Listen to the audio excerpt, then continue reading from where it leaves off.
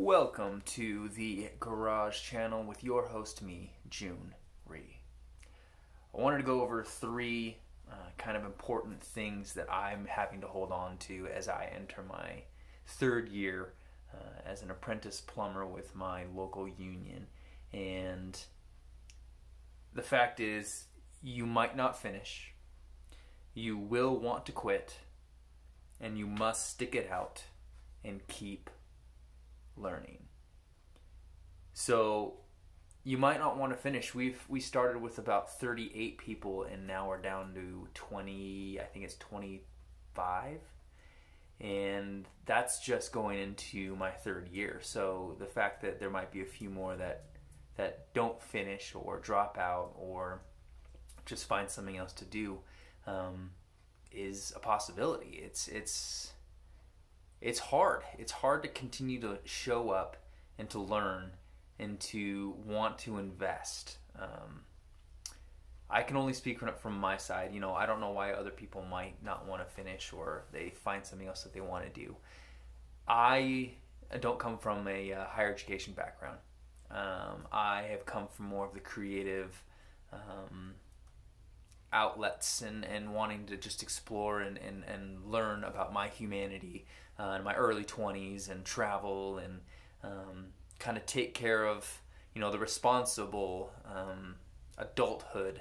I knew that it was going to be part of my life. I just didn't know what I wanted to invest in, right? So I now am here in this career and I love it. I absolutely do. I love what I'm learning. I love that it's different. I love that it keeps me just engaged and utilizes a lot of different talents and skills that I didn't realize I had or did have and didn't realize it applied to the trades. So when I look at it, if I were to quit, what am I going to do and restart and pivot towards if it's not in the trades? And that would be just a really big gamble for me, and I don't see why that would be worth it. Regardless of, like, yes, the trades do pay well. Regardless of the money, this is something that I can see myself doing for the rest of my life. And it may not be in the commercial setting, but it's something that I can continue to learn and grow and figure out on what it is that I need to become in doing this vocation.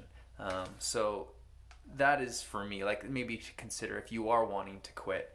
You know, what is it that you're going to go to? What is it that's going to pay you a very livable wage, give you great benefits, and give you options towards the future if you choose to drop out now? You'll want to quit. Yeah, of course you want to quit.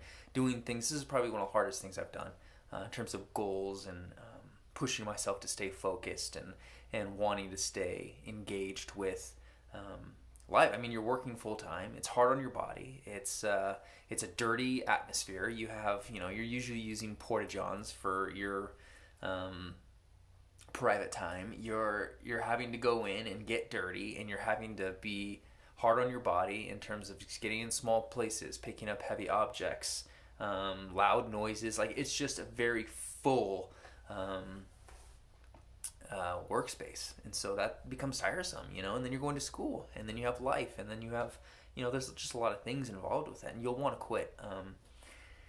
But just trying to stay positive, knowing that it does finish out and pays out what you put into it, I think is what been my biggest motivator to seeing it through and not wanting to pull the trigger. And then to stick it out, like, so learning.